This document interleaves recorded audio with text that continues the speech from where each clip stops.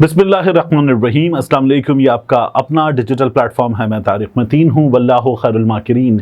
अल्लाह सबसे बेहतर तदबीर फरमाने वाला है। वही बचाएगा मेरे देश को बलाओं से, जो बारिश में शजर से घोंसला गिरने नहीं देता, क्योंकि उसकी तदबीर तमाम तदाबीर की इमाम है।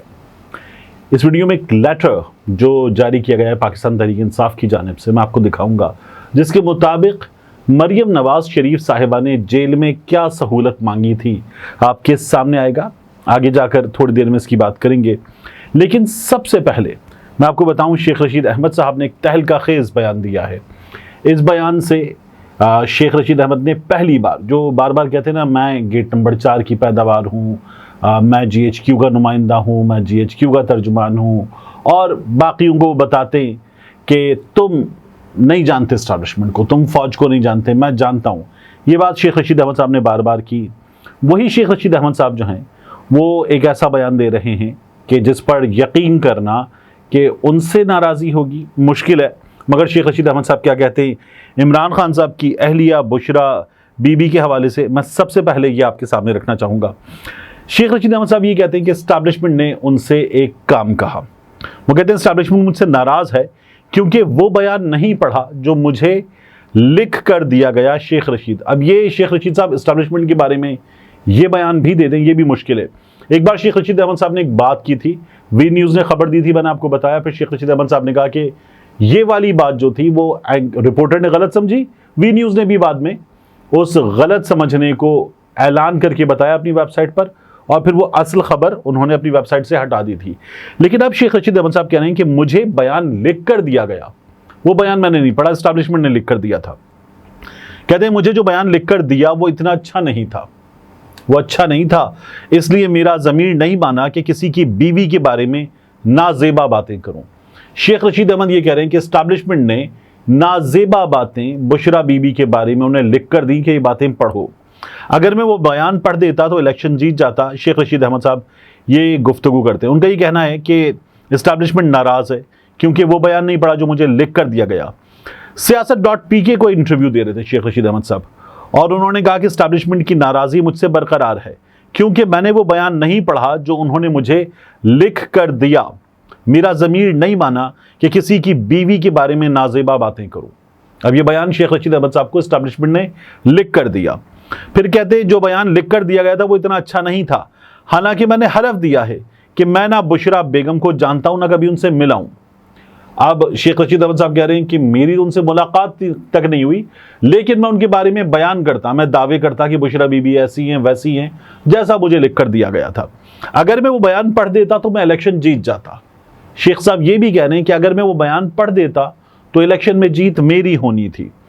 साबिक वज़ीर दाखिला ये भी कहते हैं कि फ़ौज के लिए मैंने कुर्बानी दी, उनसे मुझे ये तवक्को नहीं थी कि मेरे साथ ये सलूक किया जाएगा।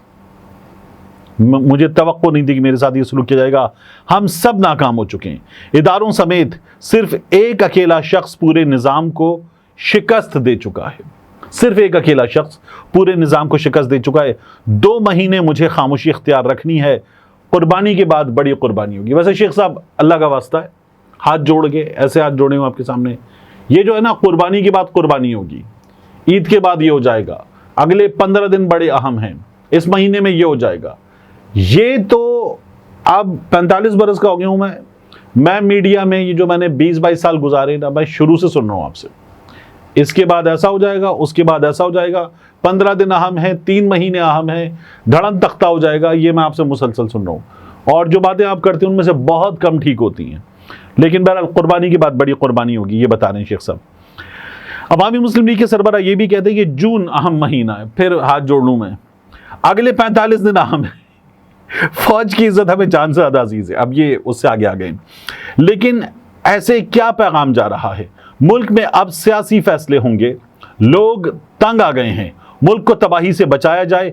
मुल्क तबाही के किनारे खड़ा है, अदालतें छोटी पड़ गई हैं, बेगुनाह लोगों की तादाद ज़्यादा है। अडियाला जेल में गरीब लोग कैद हैं। इस गर्मी में 500 लोगों की अदालत में पेशी होती है। जेलों में इस वक्त 80 से 90% लोग बेगुनाह कैद हैं।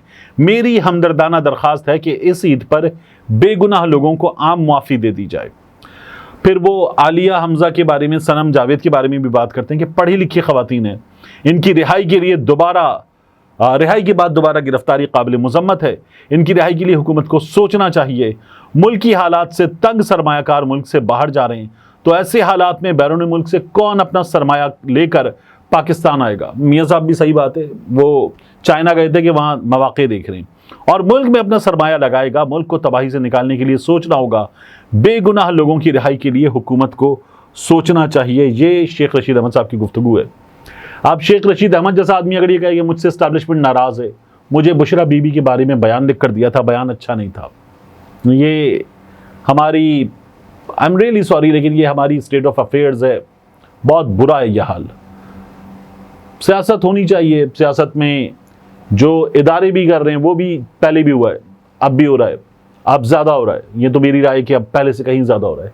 लेकिन बेगमात को, घर की ख़वातीन को, जिनका सियासत से ताल्लुक़ नहीं है, उनको इन चीज़ों से दूर रखना चाहिए, ये नहीं करना चाहिए। तो बहरहाल हो रहा है हमारे यहाँ, इसका कुछ नहीं हो सकता कि ये हमारे यहाँ हो रहा है। मंसूर अली खान हमारे दोस्त, उनके साथ क्या हुआ है? शेर अफजल मरवत साहब, उन्होंने पहले भी कहा था कि वो मंसूर को नोटिस भेजेंगे। अब उन्होंने मंसूर अली खान को नोटिस भेज दिया है और तनकीदी ट्वीट करने पर हतक इज़्ज़त का दावा दायर किया। अदालत ने दावा इब्तिदाई समाअत के लिए मंजूर करते हुए नोटिस जारी कर दिए हैं। और शेर अफजल मरवत ने मंसूर अली खान को जो नोटिस जारी किया उसके मुताबिक 5 करोड़ उन्होंने शोहरत को नुकसान पहुंचाया गया है, इस बात के मांगे 5 करोड़ इस बात के मांगे कि मंसूर अली खान की वजह से, उनके कंटेंट की वजह से शेर अफजल मरवत को मेंटल टॉर्चर हुआ है। और जो वकील की फीस है 20 लाख रुपए, वो भी शेर अफजल मरवत ने दावा किए। दुनिया भर में होता है, कॉस्ट मिलती है। हमारे यहाँ जो है वो ये इस तरह का केस करते वक्त मांगी जाती है कि ये कॉस्ट भी आप अदा करेंगे। तो कॉस्ट के लिए भी शेर अफजल मरवत साहब ने वकील की फीस के लिए 20 लाख रुपए की बात की है। अब शेर अफजल मरवत साहब का जो नोटिस है, जो इसमें बाकायदा मंसूर अली खान को नोटिस कर दिया गया है, इसमें क्या लिखा हुआ है? शेर अफजल मरवत साहब बताते हैं कि मंसूर अली खान ने उनके बारे में जो बातें की, defendant has remained continuously expressing hate in numbers of his vlogs against plaintiff, but now he has become more aggressive, and on 17/4/2024 he conducted program on his digital channel with the title Sher Afzal Marwat puts PTI in trouble and uttered many defamatory scandalous sentences including following। अब ये जुमले मंसूर अली खान ने इनके मुताबिक कहे हैं। शेर अफजल मरवत बाकायदगी से रॉन्ग नंबर साबित हो रहे हैं।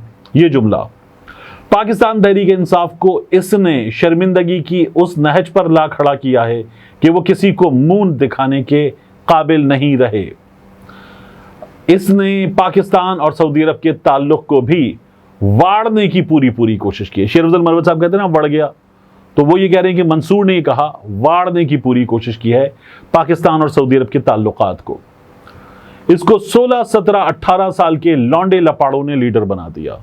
मंसूर ने कहा कि 16, 17, 18 साल के लौंडे लपाड़ों ने शेर अफजल मरवत को बना दिया लीडर।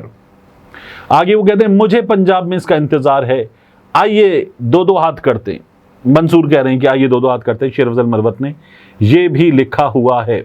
तो अब ये मंसूर अली खान को नोटिस इन्होंने भेज दिया है। जाहिर है कि मंसूर जवाब दे देंगे और उसके बाद केस चलेगा और केस में फिर इन्हें साबित करना होगा कि जो कुछ इन्होंने कहा है। और इसके नतीजे में शेर अफजल मरवत साहब को जो साख को नुकसान पहुंचा है, मेंटल टॉर्चर से गुजरना पड़ा है, वो अदालत में साबित करेंगे। तो मंसूर अली खान जो है वो मुश्किल में से पढ़ भी सकते हैं। हमारे यहाँ ये जो हतक इज़्ज़त के कवानीन हैं या ये जो केसेस हैं, इनमें अक्सर व बेशतर कुछ निकलता नहीं है।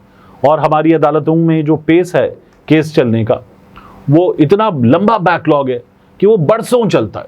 तो कई बार बंदा तंग आके कहता है यार बस कर देता हूँ मैं, यानी उसको भी फिर जाना पड़ता है, फिर दूसरे बंदे को भी जाना पड़ता है। कभी वकील नहीं आता, कभी बंदा नहीं आता, अदालतें भुगती हैं मैंने गुज़श्ता में।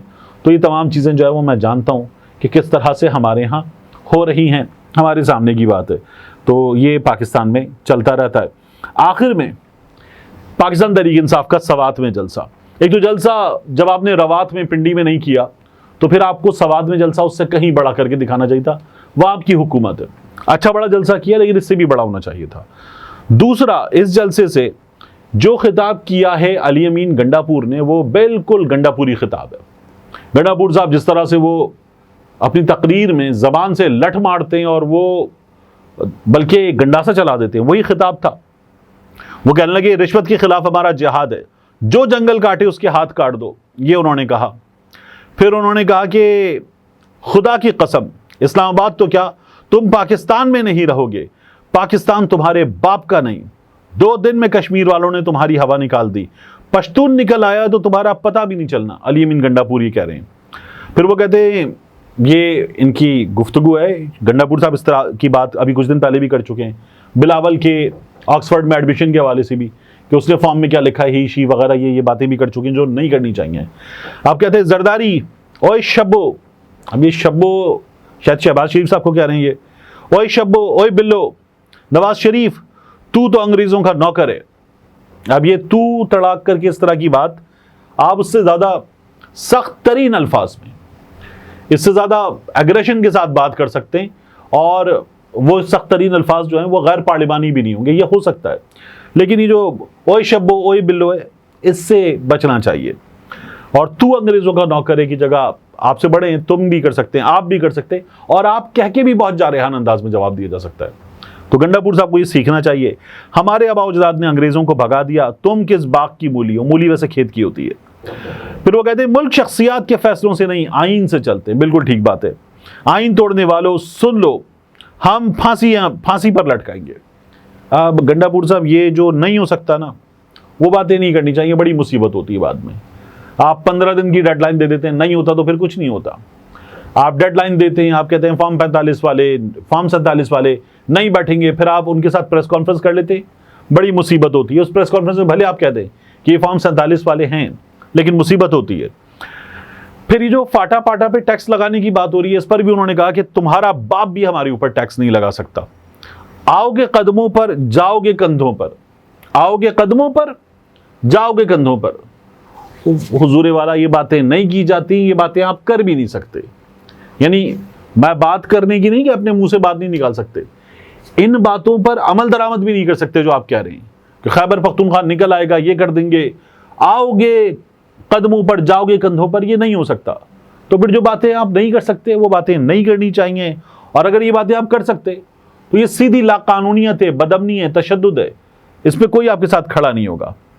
फिर वो दोबारा एस्टैब्लिशमेंट को मुखातिब करते हैं और कहते हैं कि 1971 में तुमने भुट्टो के लिए पाकिस्तान तोड़वा दिया, आज तुम फिर उन्हीं के बच्चों के लिए तारीख दोहरा रहे हो। शख्सियात हमारे इदारों को बदनाम ना करें, जो हमारे इदारों की तबाही कर रहे हैं हम उन्हें नहीं मानते, और हम अपना हक लेना और छीनना जानते हैं, हक के लिए मरना भी जानते हैं। एस्टैब्लिशमेंट के नाम पर जो मजाक शुरू किया है, अब ये मजाक नहीं चलेगा। इस बार हम निकलेंगे तो तुम्हारी दास्तां भी ना होगी दास्तानों में। इमरान खान एक नजरिया है और सोच का नाम है। जाली केस में अंदर डालने वालों, तुम अपनी निशानदही तो करो, कौन हो तुम? अभी तक तो आप कह रहे थे आओगे ऐसे, जाओगे ऐसे, छोड़ेंगे नहीं। अब पूछ रहे अपनी निशानदही करो। अपनी निशानदही कौन करता है? कौन हो तुम? जुड़ रहे थे तो अपना नाम बताओ। तो गंडापुर साहब, मैंने पहले ही कहा था, वो बातें जो नहीं कर सकते वो बातें नहीं करते। मैंने आपसे शुरू में कहा था एक लेटर मरियम नवाज शरीफ साहिबा का, पाकिस्तान तहरीक इंसाफ वालों ने सोशल मीडिया पे पोस्ट किया है। मरियम नवाज शरीफ साहिबा ने कहा कि मेरी जेल तो बहुत बुरी थी, एयर कूलर भी नहीं था और वॉशरूम कमरे के अंदर ही था, इस तरह की बात की है। तो पाकिस्तान तहरीक इंसाफ वाले एक लेटर लेकर आए कि मरियम नवाज शरीफ साहिबा ने जेल में एसी मांगा था, वो लेटर। और दूसरा एक आखिरी चीज देखिए, मरियम नवाज शरीफ साहिबा ने आज कहा है कि 6 दिन में मटन की, बकरे के गोश्त की कीमत में पंजाब में कमी हुई है, कुछ 31 रुपए की कमी। तो 31 रुपए की कमी के बाद मरियम नवाज शरीफ साहिबा ये दावा कर रही हैं कि पंजाब में अब कीमत तो कुछ 1340 रुपए के आसपास हो गई है मटन की फी किलो। मतलब मटन की कीमत फी किलो। मरियम नवाज शरीफ साहिबा, मटन किसको कहती हैं आप? मटन होता क्या है? पंजाब में वैसे भी बड़े बदनाम रहे कि वहां खोता बिरयानी मिलती है, आप मटन किसको कहती हैं? क्योंकि मटन लाहौर में मैंने 3 जगहों से पता किया, यानी DHA में मौजूद एक नीट मीट जरा महंगी शॉप है, वहां का रेट भी पता करवाया। उसके अलावा ये जो ज़ैनत और बड़ी बड़ी दुकानें, यहां से भी पता करवाया। और इनके अलावा जो मोहल्ले में दुकान पे लटका हुआ वो जो गोश्त होता है, थड़े वाली दुकान का, मुड्डी पे काट के देने वाले, उनसे भी पता करवाया। मटन लाहौर में सबसे सस्ता जो मुझे पता चला वो कुछ 2100 रुपए के आसपास है, और महंगा मटन लाहौर में एज करीम बख्श बड़ी बड़ी दुकानें 2500-2600 रुपए किलो मिल रहा है। तो ये जो आप मटन दिलवा रही हैं लाहौर में कहीं भी नहीं मिल रहा है। मिलते हैं इंशाल्लाह आपसे अगली वीडियो में।